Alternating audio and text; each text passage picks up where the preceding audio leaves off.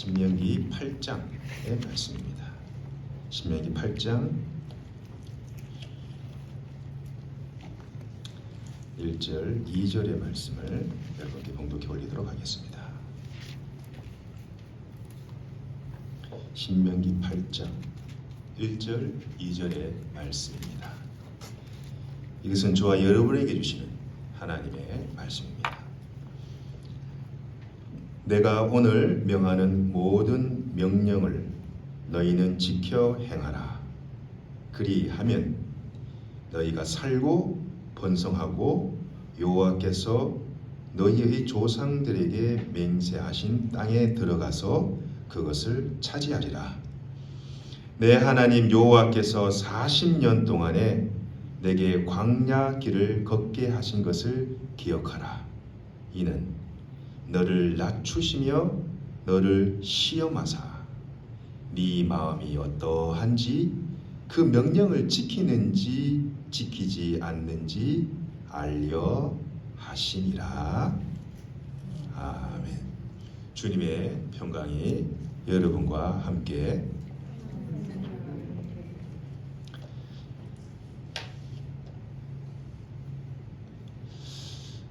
요즘 참 이 신문을 도배하는 뉴스가 두 개 있죠.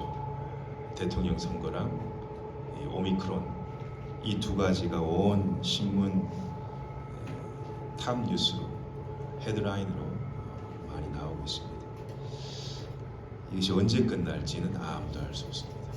그러나 우리가 조심은 해야 합니다. 두려워하지는 마시되 조심은 해야 하겠죠. 이제는 뭐 감염이 되었다 그래서 이렇게 이상할 바가 아닌 것 같아요.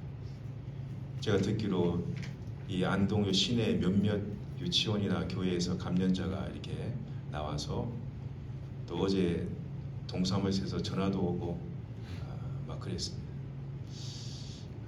우리가 방역 수칙을 지키는 범위 내에서 예배를 잘 드려야지, 방역 수칙을 어기면서 예배를 드릴 경우에 만약에 잘못이 되면은 엄청난 사회적인 지탄과 교회의 이름이, 하나님의 이름이 먹칠 당한다라는 것을 여러분 잘 아셔야 합니다. 여러분, 우리 인간은 말입니다, 망각하는 존재입니다. 잘 까먹죠. 저도 아내랑 이렇게 얘기하다가 했던 말을 까먹을 때가 있고, 또 아내가 저에게 부탁했던 것을 제가 잊어버릴 때가 있습니다. 이렇게 사람은 잘 망각하는 존재임과 동시에 또 잘 기억하는 존재입니다. 제가 아내에게 좀 마음 아픈 말을 하게 되면 그것을 절대 잊어먹지 않아요. 그래서 말 조심합니다. 혹행이 하나 늙어서 내가 했던 그 말 때문에 제 인생 말년이 좀 힘들지 않을까. 그래서 늘 또 조심하는 또 축에 속합니다. 이제 나이를 자꾸 이렇게 먹어가니까 좀 말도 조심스러워지고 행동하는 것도 늘 이렇게 조심스러워져 가더라고요. 사람은 늘 이렇게 망각하는 존재이지만 반대로 또 기억하는 이렇게 존재입니다. 망각과 기억, 그 끊임없는 긴장 관계 가운데서 이렇게 우리가 살아가는 그런 존재가 아닌가. 좋은 일, 행복했던 일, 여러분 한번 기억해 보세요. 옛날 내가 짝사랑했던 동구 밖에서 참 소꿉장난하면서 놀았던 그 남자친구나 혹은 여자친구들, 말놀이를 하면서 놀았던 그 동네 동무들, 여름이면 몇감으로 친구들과 같이 그 강가나 겨울가에 가가지고 물장구 치며 놀았던 그 참 사춘기 그 이전의 그 어엿한 그 기억들을 이렇게 회상해 보면은 참 마음이 좀 우울하다가도 얼굴에 이렇게 미소가, 웃음이 이렇게 들 때가 많죠. 우리 기억 속에, 그 기억의 저장고 속에 있었던 그 아름답고 행복하고 즐거웠던 그러한 추억들, 이런 것들을 우리가 많이 기억하면은 주님을 믿는데도 마음의 스트레스가 이렇게 물러갑니다. 반대로 여러분, 우리가 살다 보면은 어떻게 좋은 일만 다 기억할 수 있겠습니까? 때론 말로 또 행동으로 나에게 상처 줬던 그런 사람들, 무심코 뱉었던 그런 말들이 내 속에 비수가 되어서 그것을 잊어버리지 못하고 이렇게 늘 기억하는, 좋지 않는 그런 상처죠. 어렸을 때 참 부모님으로부터 참 무의식적으로 들었던 그런 말들, 그런 것들이 이제 커가면서 그저 어느 정도 상처가 되어서 어른이 되어서도 좋지 못한 기억들을 늘 갖고 또 살아가는 분들을 또 보게 됩니다. 좋은 일이든 나쁜 일이든 우리가 기억할 것은 꼭 기억하고 또 잊지 말아야 해야 합니다. 여러분, 나쁜 기억들은 여러분의 기억 저장고 속에 이렇게 딜리트 시켜버리는 것이 좋습니다. 그래야지 우리 삶이 풍요롭고 윤택한 삶을 살아가게 됩니다. 우리 그리스도인들은 반드시 기억해야 할 것이 있습니다. 하나님의 나라가 있다라는. 우리가 세상 가운데 살다가 교회에 오게 되면은 이제 하나님의 나라에 들어가기 위한 우리의 예행 연습을 지금 우리가 하고 있는 거예요. 우리 그리스도인들은 소망을 하는 존재인데 무엇을 소망하느냐?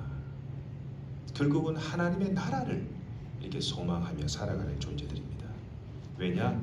종국에는 주님께서 하나님의 나라를 우리에게 보여주실 것이기 때문입니다.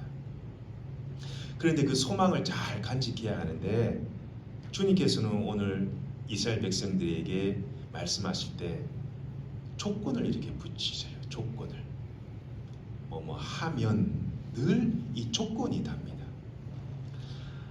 하나님의 조건은 뭐냐면은 하나님의 말씀과 명령과 규례와 그 법도 그 하나님의 그 말씀을 따라 행하면 늘 이런 조건이 붙죠. 즉 다시 말씀드려서 하나님의 뜻을 따라 그렇게 살아가면 이런 뜻이거든요. 여러분, 우리 그리스도인들이 어떻게 100% 다 하나님의 뜻을 아무런 거리낌 없이 잘못됨 없이 살아갈 수 있겠습니까? 그것은 인간이 아니죠. 사람은 하나님의 말씀을, 하나님의 뜻을 쫓으러 살다 보면은 때는 그 말씀을 지키지 못할 때가 있습니다. 그렇지만 중요한 것은 뭐냐면 그 말씀을 따라 내가 살아가려고 노력하는 것. 내가 하나님 말씀을 따라 그 말씀을 행하려고 힘쓰는 것. 그 하나님이 그 마음을 보시는 것이죠.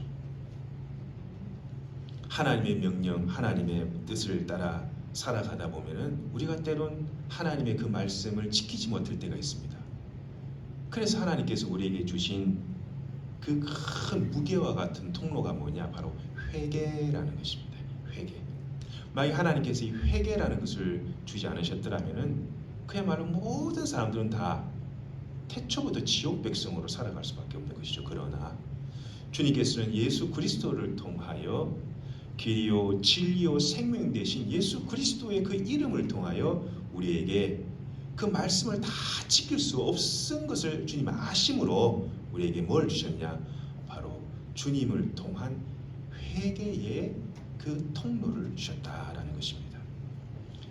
예수님도 우리 세례 요한도 그 첫 번째 메시지가 회개하라 였죠. 회개하라.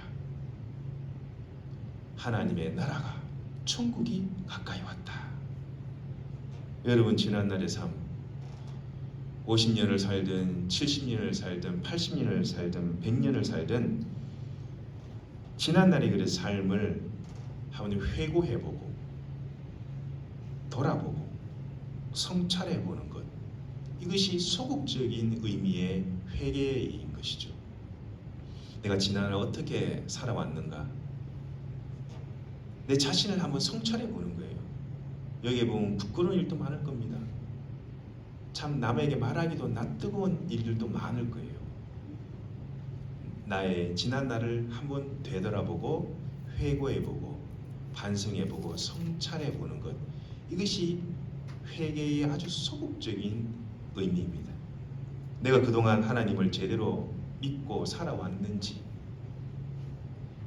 그냥 주일에만 왔다 갔다 하는 썬데이 크리스찬이었는지, 무늬만 그리스도인이었는지, 교회에 정만 내 이름만 교회에 두고 있는 사람인지, 내가 그동안 하나님을 바르게 제대로 믿고 살아왔는지를 우리가 반성해 보는 것, 이것이 회개의 소극적인 의미입니다. 여러분, 하나님의 나라는 우리가 들어가는 곳으로 생각하고 있습니다만, 물론 그렇습니다. 하나님의 나라를 우리가 언제 들어가게 됩니다. 언젠가는. 그러나 하나님의 나라는요, 또한 한 성도에게 임하는 것입니다. 우리가 하나님의 나라에 죽어 들어가는 것도 되지만은, 우리가 이 땅을 살면서 하나님의 나라가 나에게 임하는 것, 가정에 임하고, 교회에 임하고, 이 나라에 임하고, 공동체에 임하고, 그래서 하나님의 나라가 내 속에 임할 수 있도록, 천국이 내 속에 임할 수 있도록, 그것이 바로 하나님의 나라입니다. 성령이 임하고 말씀이 임하고 하나님의 은혜와 사랑이 임해야만이 사람이 변화받고 새로운 존재로 이 땅을 살아갈 수 있게 되는 것이죠. 주님의 사랑이 임하면, 예수 그리스도의 십자가의 은혜와 부활의 능력이 임하면 뭐든지 다 변화받게 되겠습니다. 마치 바람이 이래 불면은 구름이 움직이듯이 예수 그리스도의 사랑이 임하면은 사람도 움직이게 되어 있고 사람도 변화되게 되어 있습니다. 그래서 하나님의 뜻이 무엇인지 구분할 수 있는, 분별할 수 있는 힘이 생기는 것이죠. 로마서 12장 1절 2절에 보면, 너희는 이 세뇌를 본받지 말고 하나님의 선하시고 기뻐하신 뜻이 무엇인지를 구분하도록 해라. 이 세상 조류를 따라 이 세상 시류에 편승하여 세상 사람들의 그 행위를 그대로 따라가면은 결국 뭐예요? 하나님의 선하신 뜻을 구분하기 어렵다, 구분할 수 없다라는 것이죠. 그래서 우리는 하나님의 선하신 뜻과 계획이 무엇인지를 늘 구분할 수 있는 그런 힘을 길러내는 것, 그것이 교회입니다. 무엇이 흙인지, 무엇이 흑색인지, 무엇이 백색인지를 구분할 수 있게 하는 힘, 분별하는 힘. 오늘 이 말씀 가운데는 이스라엘 백성들이 40년의 광야 생활 동안에 참 나름의 그 어려운 과정을 다 거쳤습니다. 하나님께서 이스라엘 백성들에게 이 40년의 광야 생활이라는 것은 결국 하나님께서 바른 길, 옳은 길, 하나님이 가길 원하시는 길, 그 길로 인도하시기 위한 그리고 하나님의 징계이죠. 근데 그냥 징계가 아니라 바로 이 사랑의 징계인 것입니다. 여러분, 어느 부모가, 정상적인 부모라면 어느 부모가 자식이 삐뚤 길, 잘못된 길, 어둠의 길을 가기를 원하는 부모는 이 세상에 존재하지 않습니다. 정상적인 부모라면. 부모와 마찬가지 우리 하나님께서도 우리 그리스도인들이, 성도들이 하나님의 풍성한 그런 은혜를 체험하기를 원하세요. 이것이 하나님의 의무, 섭리입니다. 섭리입니다. 사랑하는 자에게 징계가 있는 것이지 사생자에게는 하나님의 그 명령을 지켜 그 도를 행하고 주님을 잘 섬기며 경외하며 살아라 라는 것이 오늘 이 광야의 40년의 기간이 주는, 이스라엘 백성들에게 주는 하나님의 교훈입니다. 가나안 땅에 입성하기를 열망하는, 진짜 이 가나안 땅에, 전국적인 하나님의 나라에 들어가기 위해서 이 백성들로 하여금 그 열망을 어떻게 보면 고취시키고 하나님께 거역하고 배반하는 것이 아니라 하나님 말씀을 순종하고 하나님께 감사하는 그런 삶으로 하나님께 유도하시기 위한 그 삶이 광야의 40년의 삶이었다라는 것입니다. 영원한 하나님의 나라를 소망하는 이 가나안 땅에 입성하고자 하는 그 성도의 그 증거가 뭐냐? 그 마음의 증거가 뭐냐? 첫째가 하나님의 그 도와 율법, 그 명령을 말씀을 첫째 지켜 행하는 것이다. 이것이 바로 천국의 소망, 하나님 나라의 소망을 가진 성도의 증거입니다.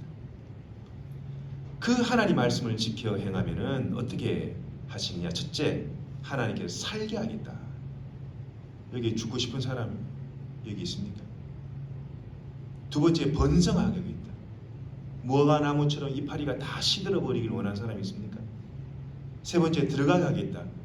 들어가려고 했는데 앞에서 못 들어가도록 문을 닫아버리고 막아버리기를 원하는 사람이 있습니까? 네 번째, 얻게 하겠다. 여기 잃어버리기를 원하는 사람 누가 있습니까? 하나님께서는 이 말씀대로 살아가고 주님의 뜻대로 행하면 첫째, 살고 번성하고 들어가게 되고 결국은 얻게 된다. 살고 번성하고 자녀들이 번성하게 되어 있습니다. 들어가서 얻게 된다는 거예요. 이것이 하나님의 법칙이에요. 하나님의 법칙. 하나님이 죽이고 시들게 하고 들어간 거 막아버리고 잃어버리게 하시는 하나님이 아니에요. 이것은 하나님 말씀을 거꾸로 살아가는 사람. 거꾸로 살아가는 사람. 본인은 살아간다고 착각하는 사람이죠. 그러나 이 가나안 땅이라는 것은, 이 영원한 천국이라는 것은 하나님께서 우리들에게 약속하신 거예요. 약속하신 것이죠. 그러나 여러분, 성도라고 하여 다 이 천국을 소망하는 것은 아닙니다.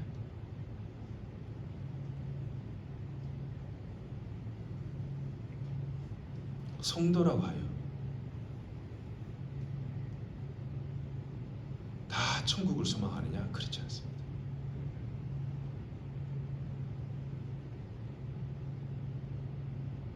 왜 그러냐? 시험이 찾아옵니다. 사람에게 어려움이 옵니다. 고난이 찾아옵니다. 때론 참 넘기 힘든 그런 큰 산이 나를 가로막습니다. 역경이 찾아옵니다. 이 소망은 그냥 새벽 이슬처럼 사라져버립니다. 그 소망요, 온데간데 없습니다. 왜 안 나옵니다?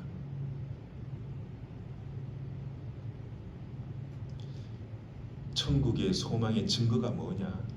비가 오나 바람이 오나 눈이 오나 하나님의 말씀 따라 살아가는 것, 그 지켜 하나님을 기쁘게 해드리려고 하는 것. 이 세상 살아가면서 시련 안 겪고 고통 안 겪고 시험 안 당하는 사람이 있습니까? 천국에 들어가고자 하는 소망을 가진 자의 증거가 뭐냐? 내가 하나님을 명령을, 그 말씀을 행하려고 애쓰는 것. 다 행할 수는 없지만 그래도 하나님께서 말씀하시니 내가 그 말씀을 내가 지키려고 하는 것. 그러나 여기에 대한 감각이 없는 사람은요, 어떻게 보면 그 소망이 허구일 수 있습니다. 허구. 그야말로 뜬구름 잡는 허구의 허구. 거짓이라는 거죠. 그 소망은 알고 보면 거짓이라는 거예요. 자세히 살펴보면 그 소망, 하나님의 그 나라에 대한 그 소망은 그야말로 아침에 잠깐 있다 없어지는 이슬과도 같다. 그래서 주님께서 뭐라 그러냐? 마태복음 7장 21절에 나더러 주여 주여 하는 자마다 다 천국에 들어가는 거 아니야. 내 아버지의 뜻대로. 이 아버지의 뜻이 뭐예요? 자기 뜻 아닙니다. 착각하면 안 돼요. 인간의 뜻 아닙니다. 세상의 시리와 조류 아닙니다. 그것을 따라가면 지옥이에요. 내 아버지의 뜻대로 행하는 자라야 들어가리라. 하나님의 선하신 뜻이 무엇일까? 하나님이 기뻐하신 뜻이 무엇일까? 천국에 대한 참된 소망을 가지고 나는 살아가고 있는가? 두 번째는 우리 성도의 삶은요, 결국 하나님의 선한 계획 가운데 다 있습니다. 저나 여러분이나. 왜 하나님께서 이 힘든 40년의 광야의 길을 걷게 하시는가? 하나님이 시간이 남아 돌아서 하나님이 할 일이 없으셔서 하나님 우리를 골탕 먹기 위해서 우리를 광야 길을 걷게 하시느냐? 그렇지 않다라는 거예요. 성경은 첫째 하나님께서 우리를 낮추신다.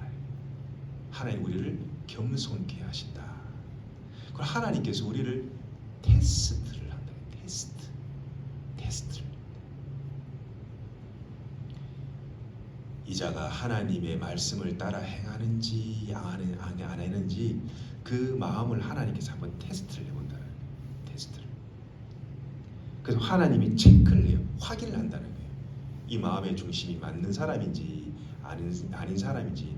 하나님께서 이 40년의 그 광야 생활을 겪게 하신 이유는 첫째 하나님께서 그 사람을 하나님 앞에 자꾸 이게 낮추시는 작업을 하시고, 두 번째는 이 사람의 마음을 자꾸 테스트를 해온다.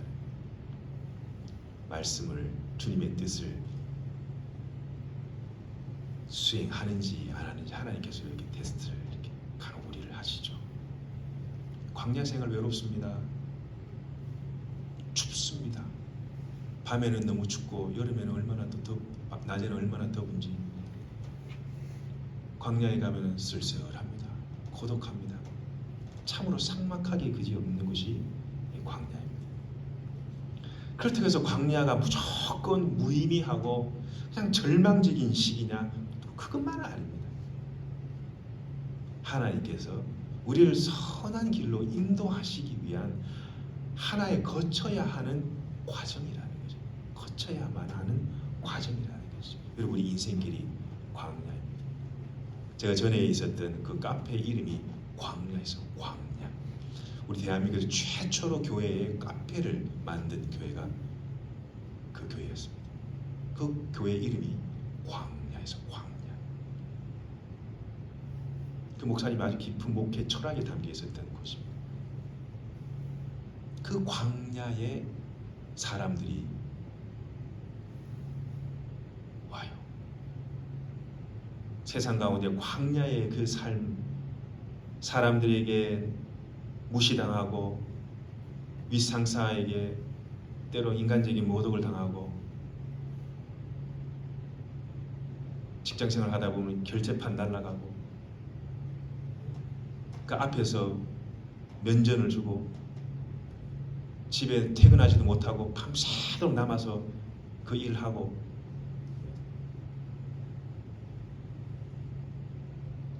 먹지 말아야 될, 하고 싶지 않는, 가고 싶지 않는 곳도 가야 되고, 먹지 말아야 될 것도 마셔야 되고. 직장인들이 그렇습니다. 또 교회에 와가지고 토요일 되면 와가지고 다 교회 청소하고 에어컨 다 뜯어서 청소하고 교회 성가대하고 주일학교 반사하고 주님 앞에 11조 정확하게 하고. 제가 안 했으면 여러분께 이렇게 말 못합니다. 강단에서. 저도 다 해봤습니다. 하나님께서는 말이죠, 그런 세상 가운데 광야 같은 인생을, 광야 같은 삶을 살아가는 우리들에게 그 길을 걷게 하신 이유는 결국은 다 하나님의 그 선한 그 길을 인도하시기 위한 하나의 과정이다. 그래서 하나님께서는 내가 원하는 뜻이 아니라, 내가 원하는 가고 싶은 길이 아니라, 내가 하고 싶은, 내가 갖고 싶은, 내가 차지하고 싶은 어떤 개인적인 욕망이 아니라 하나님께서 원하시는 것, 하나님께서 뜻하시는 것, 하나님께서 가기를 원하시는 것, 하나님께서 가고자 하시는 곳을 우리를 인도하신 그것이 선한 것입니다. 그래서 우리는 어떻게 하나님께 그냥 맡겨버리는 거예요. 하나님께 맡겨버리는 거예요. 그게 뭐냐? 하나님을 인정하는 것이죠. 여러분, 남에게 무시당해 보세요. 저를 포함해서 여기에 조금이라도 자기 자존심에 상처나는 말 해보세요. 잠 못 잡니다. 여러분 잡니까? 아마 잠 못 잘걸요. 그게 막 생각나고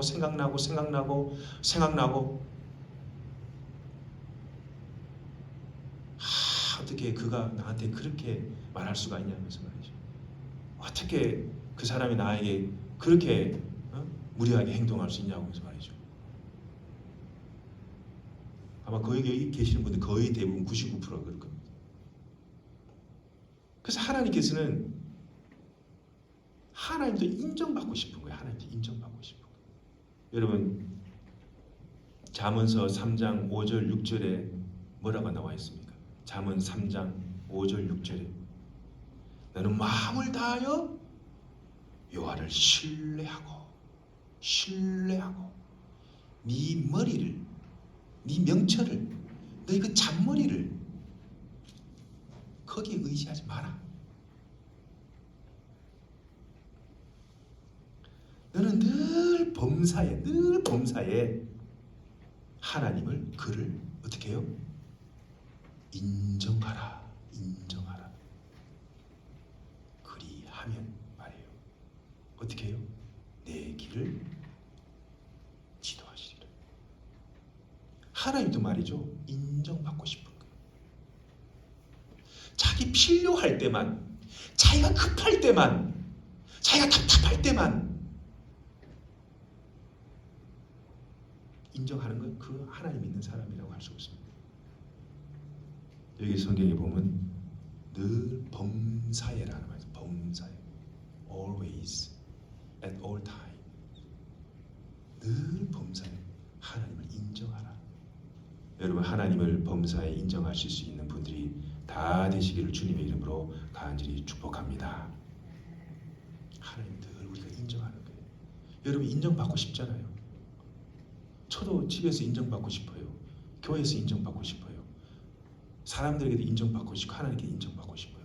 하나님 똑같습니다.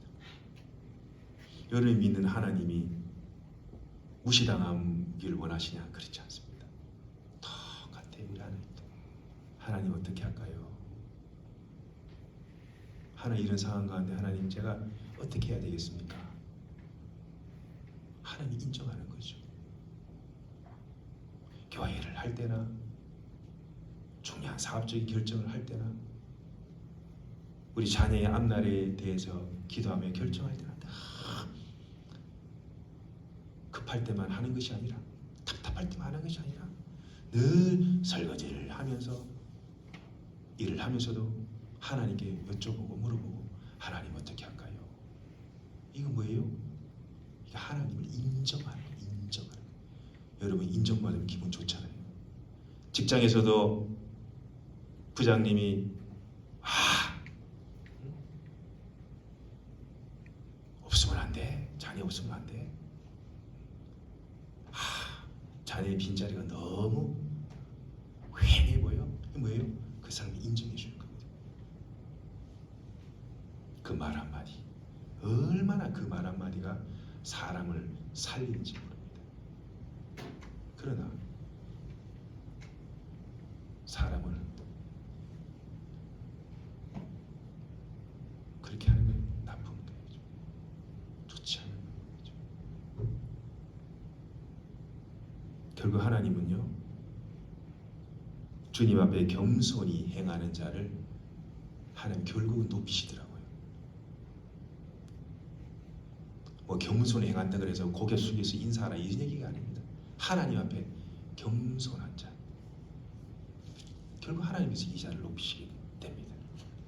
그래서 하나님이 싫어하는 것이 뭐냐? 이 교만한 마음이죠. 교만이라는 겁니다. 그래서 성경 시편 1편 1절에 복 있는 사람은 죄인들, 악인들의 자리에 되도록이면 그 자리를 합석을 하지 말아야 돼요. 오만한 자리, 죄의 자리, 악의 자리를 멀리하는 사람, 가까이 하지 않으려고 하는 사람, 그런 사람들과 말을 섞지 않으려고 하는 사람. 왜요? 그 죄를 내가 뒤집어 쓰면 안 되거든요. 내가 무슨 잘못으로 내가 그 죄를 다 뒤집었습니까? 어리석은 사람이죠. 그래서 그 자리를 자꾸 멀리하는. 왜요? 제가 여러분과 제가 복을 받기 위해서, 하나님부터 복을 받기 위해서. 나의 이 말, 행동 하나가 그 씨앗이 자녀들에게 다 흘러가게 되어 있거든요.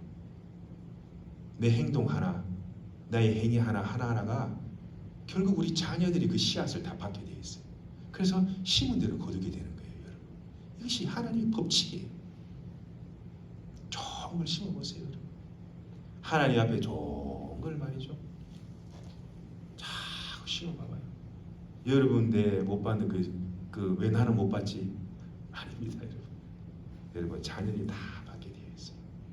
결국은요, 어떤 하나님이 그 후대에게 복을 주시고 그 자녀들이 이 땅을 살아가면서 하나님을 잘 믿고 주의 말씀에 순종하고 주의 종을 섬기며 살아가는 그 자는요, 결국 뭐야? 다 나를 위해서 살아가는 거예요. 결국은 나를 위한 거예요.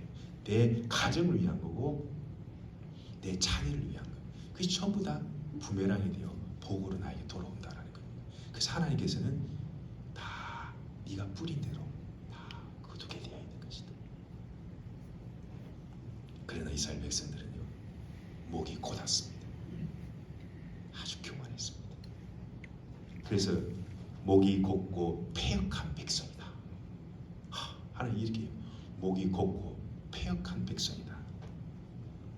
하나님의 뜻을 거역하고 반대의 길을 감으로 불과 보름도 안 되는 그 가나안 땅에 40년이라는 그 거리를 헤매며 시간 낭비, 에너지 낭비, 힘 낭비, 출애굽 1세대들은 그 광야에 다 그냥 무덤에 땅속에 다 들어가게 되고, 결국 여호수아와 갈렙 그 출애굽 2세대가 결국 하나님의 약속하신 그 젖과 꿀이 흐르는 땅에 가게 되었다라는 것, 그것이 우리에게 주는 메시지가 강하다라는 것입니다. 여러분, 하나님을 높이시길 바랍니다. 자신은 낮추시길 바랍니다. 하나님은 죽고자 하는 자는 살리시고 자기를 높이는 자는 낮추시고, 꼬리가 되고자 하는 사람 하나님이 으뜸이 되게 해주시고, 자기를 낮추는 자는 하나님이 높여주시고, 가난고자 하는 사람은 하나님이 그를 부하게 하신다라는 것. 하나님이 역설의 법칙을 잘 기억하셔서 우리 삶 가운데 하나님과 사람 앞에 늘 겸손이 녹아있고 겸손을 잃지 않고 구원받은 자로 늘 겸손이라는 그 단어를 기억할 수 있기를 바랍니다. 기억합시다. 주님은 말씀을 따르며 겸손한 자에게 그 겸손한 자를 기억하신다는 이것을 우리는 말씀을 통하여 꼭 기억해야 할 것입니다. 기도하겠습니다.